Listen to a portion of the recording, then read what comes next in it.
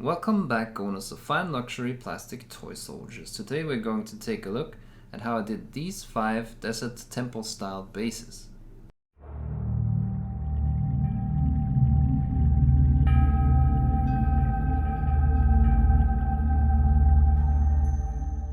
As you can see, I did use plaster during the process of creating these bases.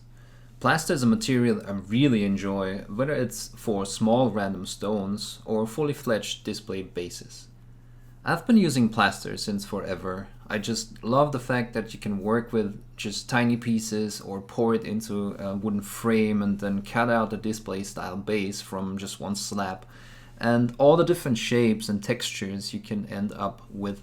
It's a really versatile material, and if you never tried it, a small bag of plaster goes a long way, so go out, get some, and experiment. For this video I did use ready-made plaster column elements too. I really enjoy the line work you can do with columns and pillars.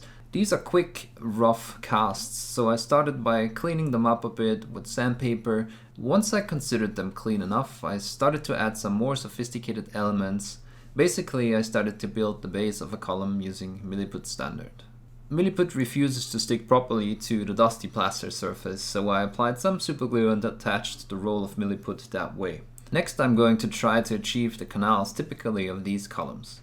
For that, I was applying some Miliput to fill the end part, and then I used a round tip tool like a color shaper to get the distinct look.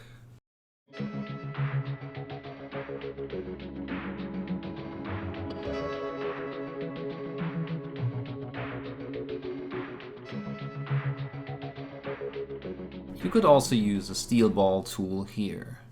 After it's dry, I was sandpapering off any imperfections. Next, I applied a second roll of Miliput to detail the base a little more, cleaned it up with a color shaper, and filled the cracks at the bottom.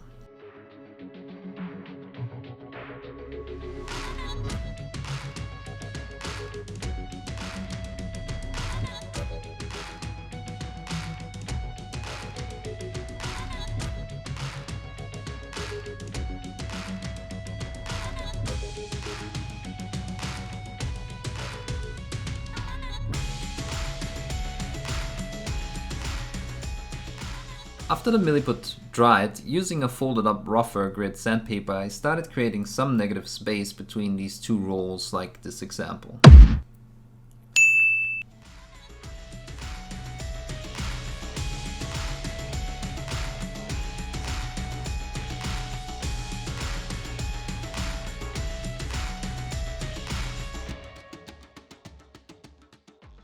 To finish up the pillar, we need a square base, and here I'm using leftover plaster that I cut into shape with a saw.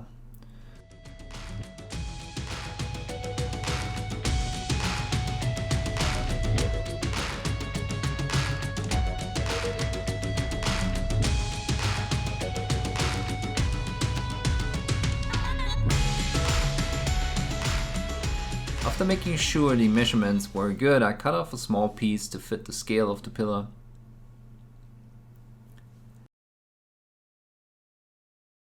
Since I didn't want the bases to be too regular and to be able to play with some angles and lines in the composition, I used a cutter knife to incline the bases by cutting it at an angle.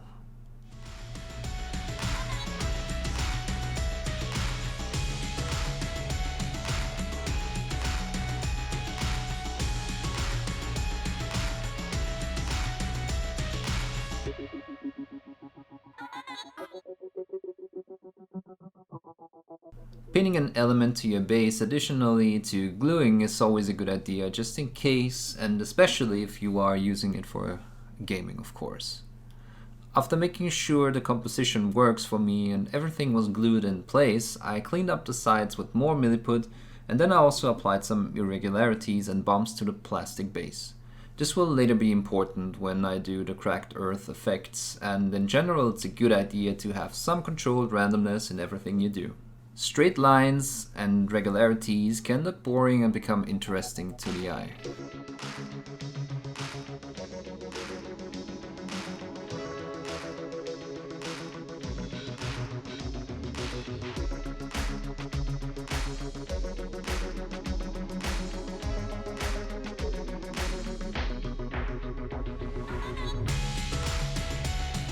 We will come back to this base later.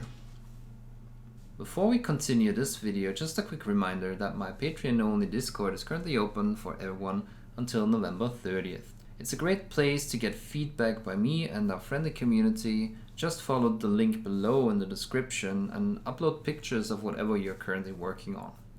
If your pictures are suitable, then they will be featured in one of the feedback videos I'll be doing on YouTube in the future. It's also a great place to talk about all kinds of miniature things in general, and it has a growing painting and sculpting resources collection as well. So go check it out, it's free after all. But back to our bases. I'm going to show you 3 approaches to this. That doesn't mean they are the only possible ones, so feel free to get creative and experiment. For this one, I'm only going to carve the elements out of slates of plaster. You can see I created a base in Miliput that felt a bit too generic, and so I decided to do a scenery that would be a bit more sophisticated. Usually before I start working with the plaster, I draw everything out on paper like this.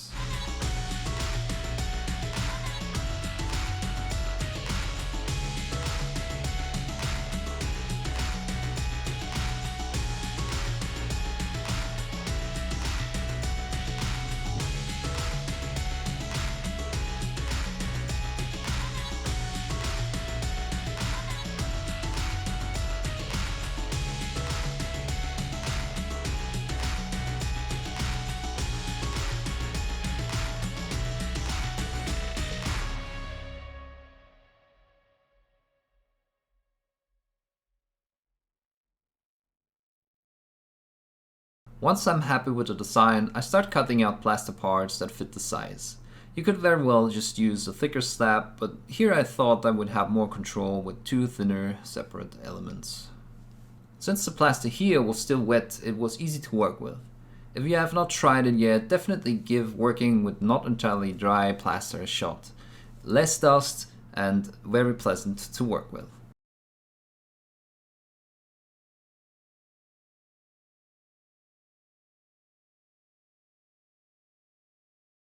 I continued to check back with my sketches and cut the slabs into shape accordingly using a cutter knife. Sometimes the elements break, which doesn't really matter all that much since I wanted to create an old and ruined feeling around these bases anyway.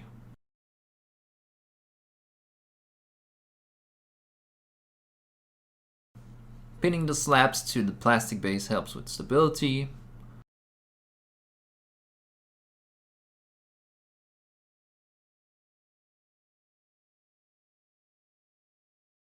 Once everything was glued in place, I cleaned up the edges, and I like to keep the angle of the plastic base. I really like the neatness this adds once they are smooth enough and painted black. When fitting the miniature to the base, I noticed that the composition was a bit off, which can always happen, especially since this is a more complicated arrangement with the pillar interacting with the snake body and the stones below. So I decided to add another element to the base and cut out a part where I would glue a more massive piece of plaster that would also extend outwards of the black borders, which I also like to do a lot on my bases. Once that was in place, I transferred the sketching I did on paper to the plaster, and I started carving the lines with a needle to achieve the look of stones close together but still distinct from each other.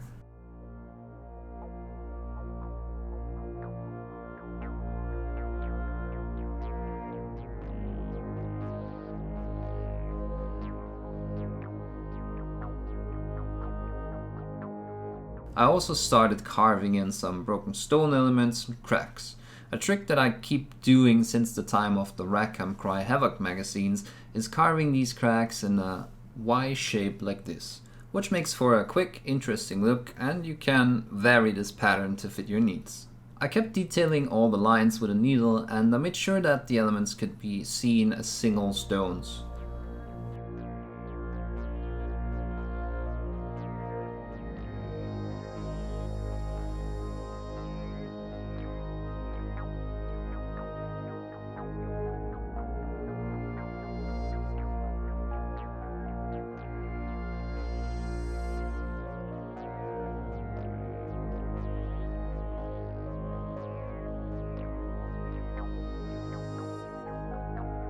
Once that was done, I was working on the randomness and detailing. Inclining the planes of some of the individual stones helps, and when you incline stones like that, make sure that the sides of the stones keep their 90-degree angle towards each other.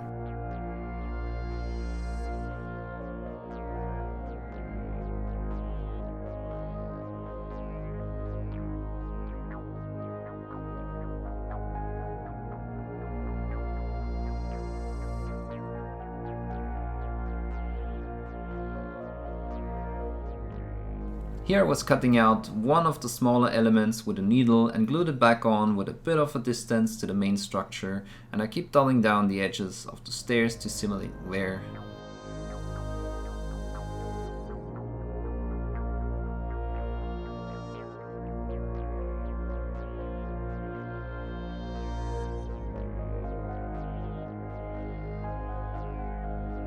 Small elements breaking off I just treat like happy little accidents and just glue them back on.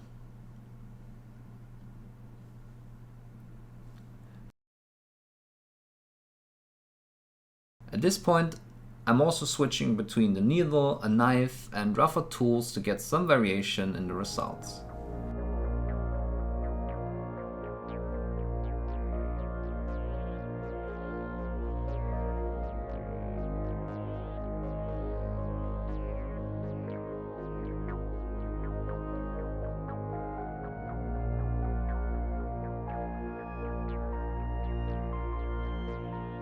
Then it was time to adjust the base for the pillar.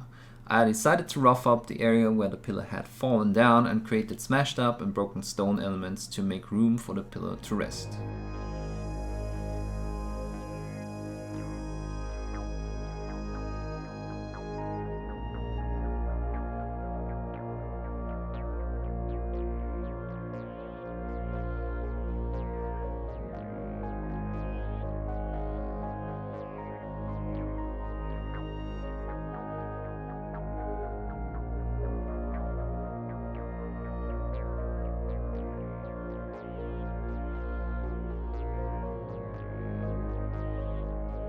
For the next base, I decided to get rid of some of the sides of the plastic base to play around a bit with the height difference and to create some negative space. Of course, we still need something to put stones and sand on, so I was cutting out plastic cards similar in shape to the base and glued it on below.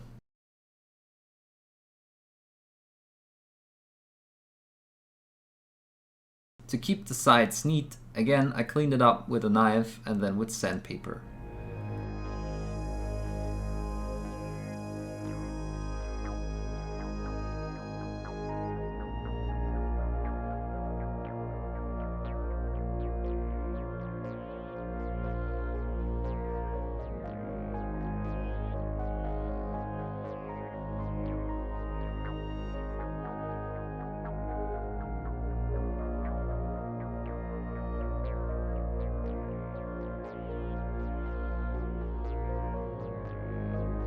Once I had sketched out what I wanted to do on paper and cut single stones into shape, this is the second approach I would like to show you when working with plaster, since it allows for free arrangement of all the single elements.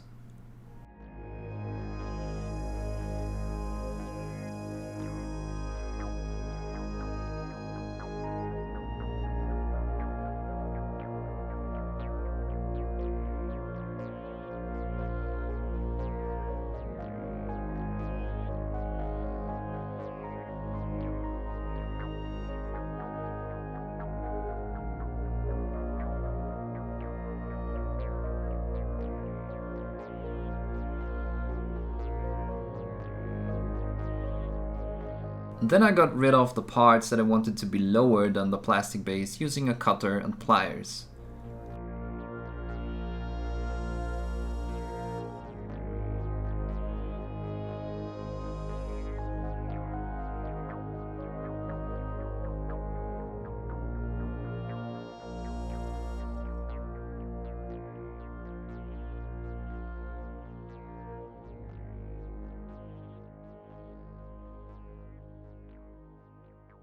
I loosely arranged the stones to see if I had enough of them and to check if the composition works. One convenient trick to create worn and aged stones is to just make a bunch of them, put them between your palms, and just make them rub against each other for a while. I applied some Miliput to the area where I wanted to place the stones. This allows me to arrange them more freely and in a more erratic way if I feel like it. It adds to the effect of erosion, rearranging them slightly. Even when glued to the Miliput, you can still tinker with the composition.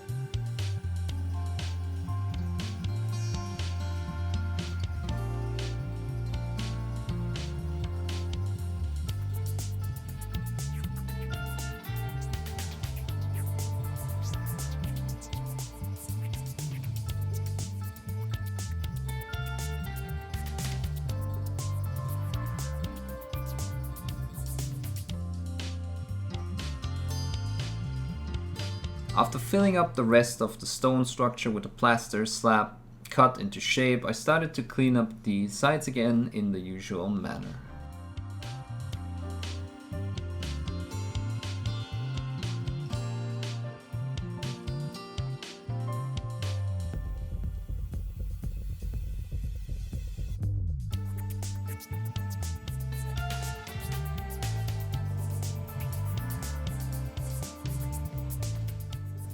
For the third approach, I wanted to combine both carving and positioning of individual stones. I also wanted to add this aluminium element to the composition, maybe representing an ornament or a grate in the temple floor. I got this element from a cheap earring from a discount store, if you were wondering.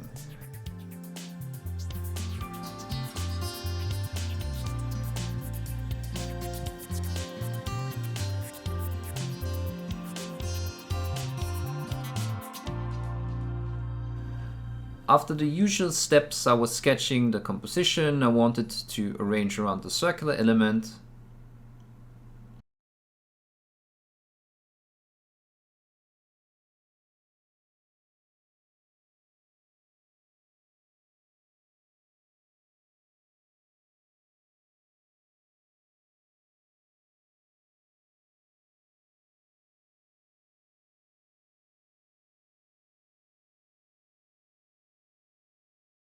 Once I carved out space for the ornament tile, making sure the stones are of equal size, I drew on lines radiating out from the central element, which I then carved out with a rougher tool.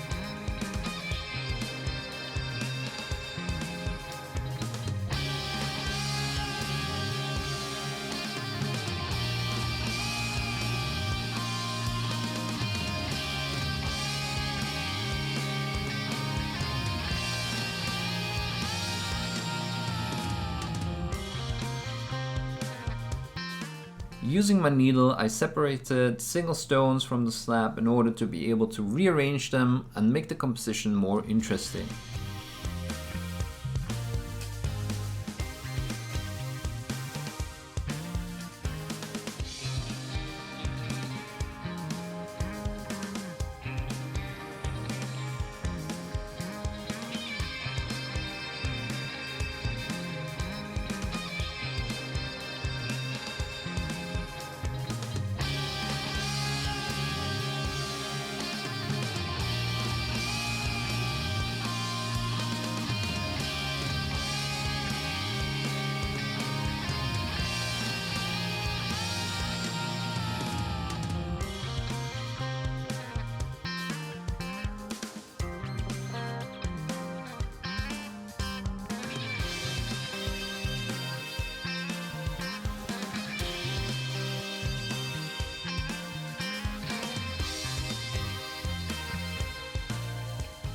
Again, using the needle, I then made sure all the individual tiles were clearly separated and rearranged more of the elements.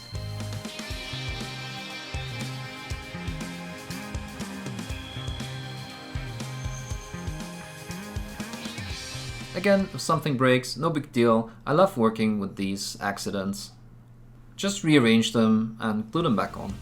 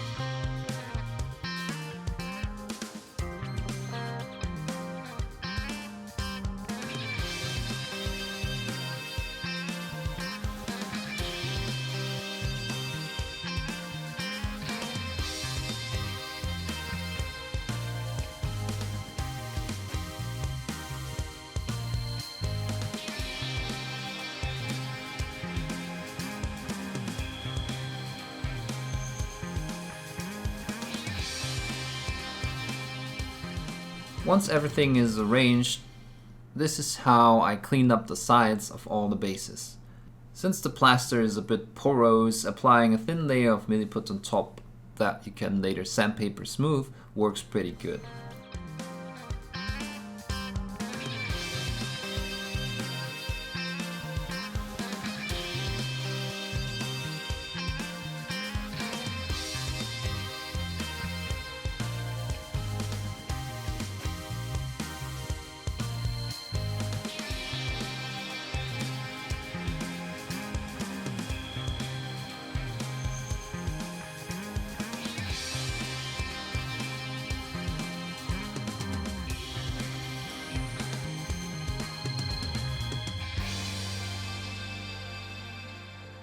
A thin sheet of Miliput rolled out between two layers of powdered baking paper is what I used to create the cracked earth. Try getting the sheets as thin as possible because that makes it easier to crush it up later. I like this approach a lot more than the Games Workshop cracked earth paint or crackle mediums because the cracks are more controlled and much clearer, which comes in handy when it comes to painting them later.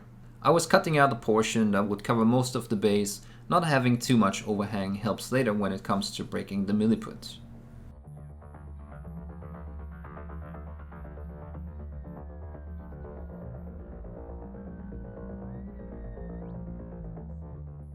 Looking at it from the side, you can see that there's room between the bases and the Miliput sheet because of the bumps and irregularities I applied earlier in this video.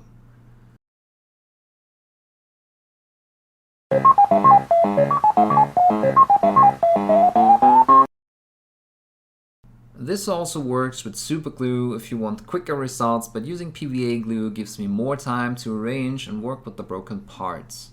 To break up the sheet, I usually use the back of a brush, and as you will see, sometimes I also use more pointed tools when I want the results to be smaller pieces.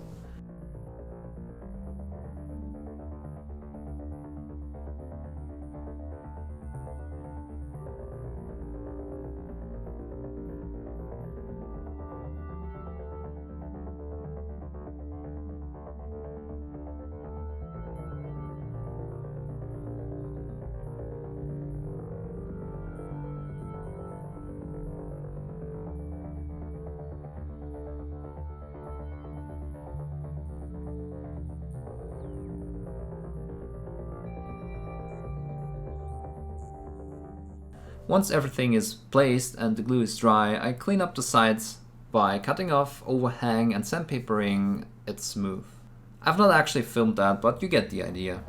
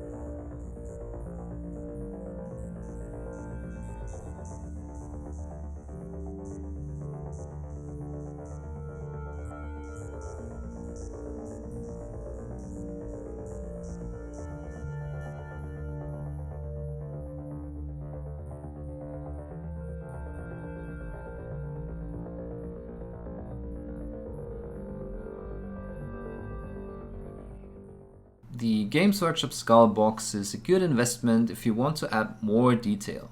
Owl pellets contain bones of mice and other rodents that also come in handy here once cleaned up. Small roots are a possibility too.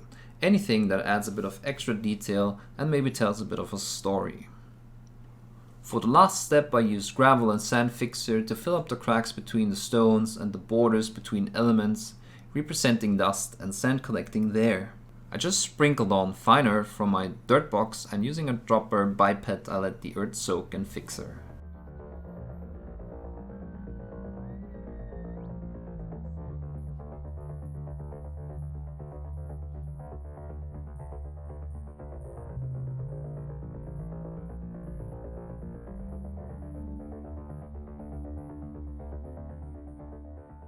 Using an old brush I got rid of most of the excess earth on the stones, leaving a bit here and there, again to add randomness and a sense of reality and scale. I kept doing this on all areas where the sand would gather.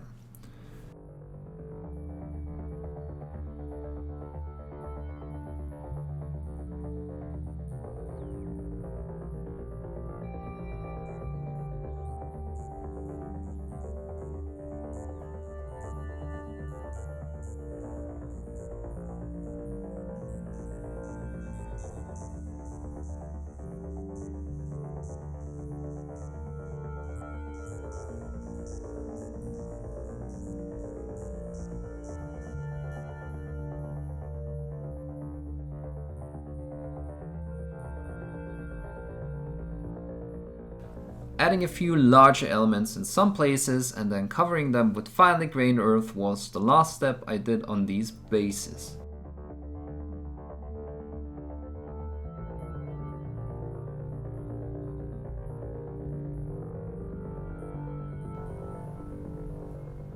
If you want to see the painting process, make sure to subscribe to the channel and enable notifications. Thanks for watching. If you like the videos and would like to see more of them, maybe supporting me on Patreon might be an option for you. I honestly think the content is worth it. You will get to watch all the videos I do. You can download the PDF painting guides to all the miniatures I paint, and you will have access to the Discord only limited edition busts and miniatures in the future. Like I said, I strongly believe it's worth it. There's much more going on. Why not go check it out for yourself? You will only get charged at the end of the month, and if you think it's crap, you can still cancel your pledge and never look back. These guys on the left have already decided to support me. Thanks a lot, guys. I couldn't do this without you.